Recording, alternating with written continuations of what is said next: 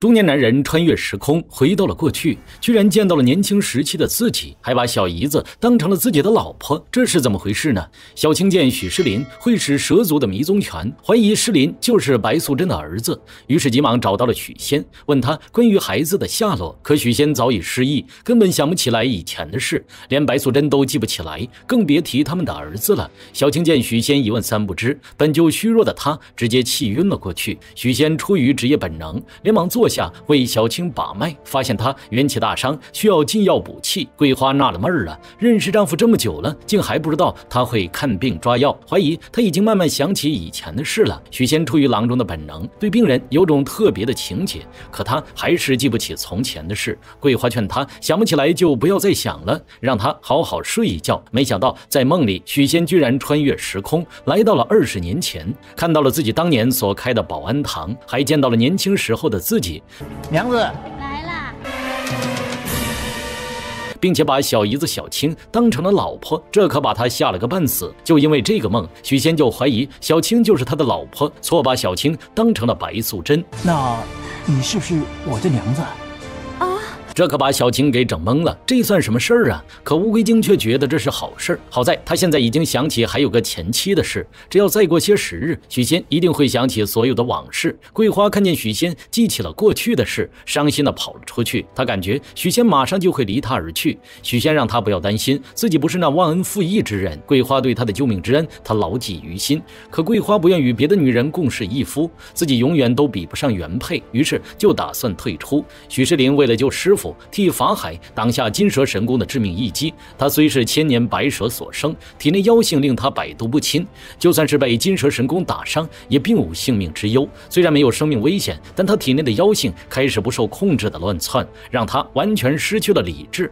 法海及时出手将他制服。等带回去时，世林已经满脸呈现出金黄色。法海为他运功疗伤，没想到世林妖性太强，渐渐的就连法海都有些吃力了，直接被世林体内的力量震翻在地。看样子世林中毒太深，法海只好每天都来为他疗伤，慢慢的化解他体内的妖毒。法海有些纳闷，金蛇神功明明在藏经阁的时候就已经被毁了，为什么大龙女还会这等邪门武功呢？法能这时慌了，生怕自己偷秘籍的事情被发现，于是就谎称说大龙女本就是东海龙族，龙蛇本是一家，能够快速练成此功也不足为奇。法海认为如今大龙女已经坠入了魔道，不及时将她铲除，迟早是个祸患，决定等治好世林后就开坛做法收服大龙女。接二连三的复仇都以失败告终，大龙女气得暴跳如雷，要不是许世林的出现，法海现在早就被他给杀了。法能急匆匆的赶来，将法海要开坛做法请天兵天将收服龙族的消息透露给了大龙女。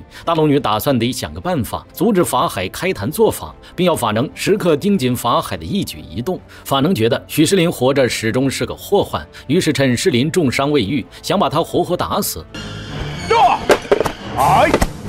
没想到许世林被他这么一折腾，反而打通了任督二脉，将体内的妖毒全部排出，功力也更胜从前。法能再一次误打误撞地帮助了许世林。世林虽然身上的伤好了，但体内依旧流着白蛇的血，时不时的还会暴露蛇族的特征，像蛇一样在地上爬。为了抑制他体内的妖性，法海只好每天都要为他运功。法能也只能暂时放过许世林。法海为了彻底铲除大龙女这个祸患，打算用皇帝御赐他的舍利塔开坛做法，请下天兵天将将龙族降服。大龙女威胁法能，要是想不出办法阻止法海，他就将密函还有他做过的丑事全部公之于众。于是法能便以慈悲之心劝法海放龙族一条生路，可法海坚持要除魔卫道，以免大龙女再次作妖。法能见说不动法海，于是就从许世林这边下手。他知道世林与珠儿相互喜欢，于是就开始打起了感情牌。一旦天兵天将降临，所有的龙族包括珠儿都会遭天谴。老狐狸法能想利用世林去阻止法海开坛做法。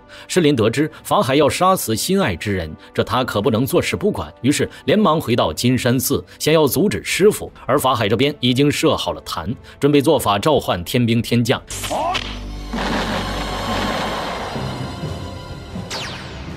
霎时间风云变色，电闪雷鸣。此时的大龙女府变得地动山摇，看样子天兵天将马上就要来了。此时大龙女大骂朱儿，就是因为她一再袒护诗林，才会造成如今的局面。诗林恳求师傅放过龙族，毕竟朱儿她是无辜的，法海让他滚，直接一掌把他给打了出去。眼看龙族就要遭殃了，诗林急忙拿走舍利塔，法阵瞬间被破，法海气个半死，大骂许诗林大逆不道，要狠狠治他的罪。法能这时站出来装好人，替诗林求情，毕竟诗林是慈悲为怀，不忍看龙族毁于一旦，更何况诗林之前还救过法海一命呢。看在法能的面子上，法海只好暂且放弃了降服龙族，但许诗林却被他逐出了师门。法海表示，若大龙女他日再来作乱，他绝不轻饶。诗林叩别师傅和师叔后便离开了。而大龙女自从上次受了伤，就算不是月圆之夜，脸上的伤疤也会时常浮现，接二连三的复仇都被许诗林那小子破坏，让大龙女的心态彻底崩了。她觉得没脸再面对龙族，决定要自杀谢罪。朱儿哭着求姐姐冷静下来，可大龙女执意要寻死。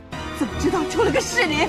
他武功高强，有他在的一天，我就杀不了法海。海叔告诉朱儿，要不是许诗林从中作梗，大龙女的仇早就报了。就是因为朱儿一次又一次的纵容许诗林，才会害得大龙女计划失败。朱儿听后感到十分自责，觉得是自己把姐姐害成这样的。海叔想了个办法，对他说，只要愿意利用许诗林对他的感情，哄骗诗林喝下这包毒药，那许诗林就必死无疑，今后再也不会干涉大龙女的计划了。可朱儿已经爱上了诗林，叫他亲手杀死心爱之人，那他怎么下得去手啊？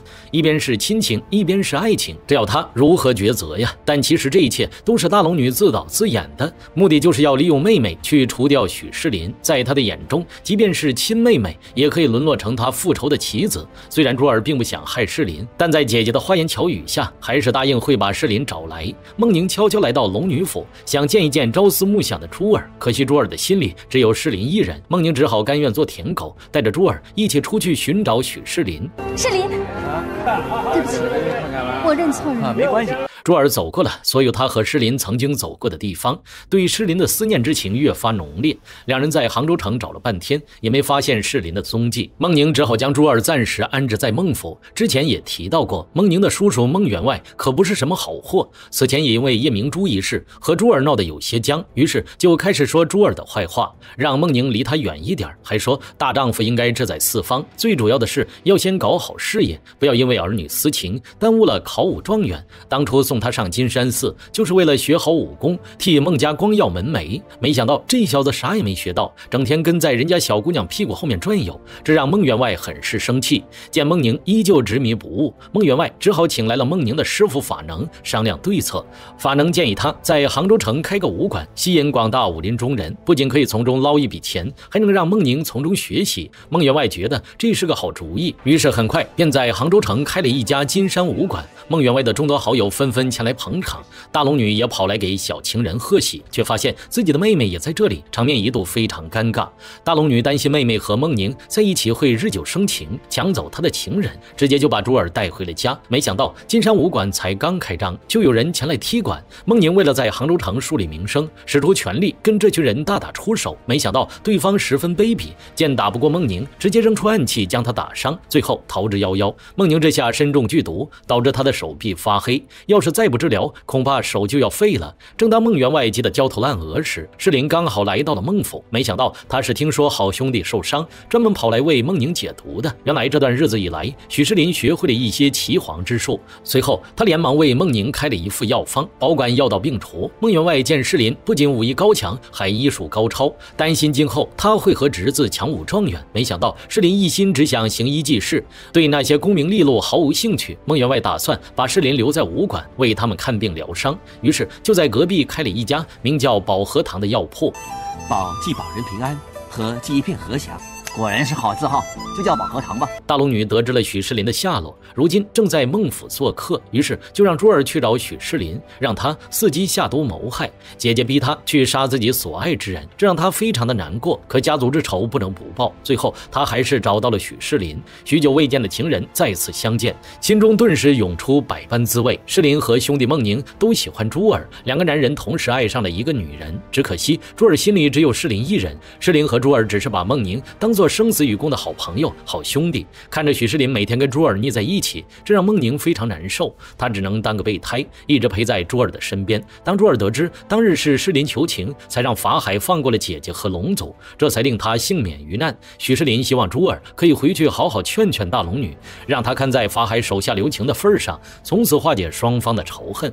珠儿回去就将此事告诉了姐姐，可不管她怎么劝说，大龙女始终不愿放下仇恨，逼着小龙女尽快把许世林除掉，否则就跟她断绝姐妹关系。如今珠儿进退两难，身上背负的压力让她整日以泪洗面。世林察觉出珠儿有心事，于是便问她发生了什么事。她不想让世林担心，只好谎称自己是因太思念去世的养母了，想要回去上香祭拜。世林二话不说就要带着小龙女去祭奠她的养母。珠儿出门前还叮嘱孟宁，今后一定要好好照顾自己。孟宁有些纳闷，怎么搞得跟生离死别似的。两人刚一出门就遇到了暴雨，他们只好躲进了一间小木屋。晚上珠儿因为淋了雨感染风寒，这让世林十分心疼。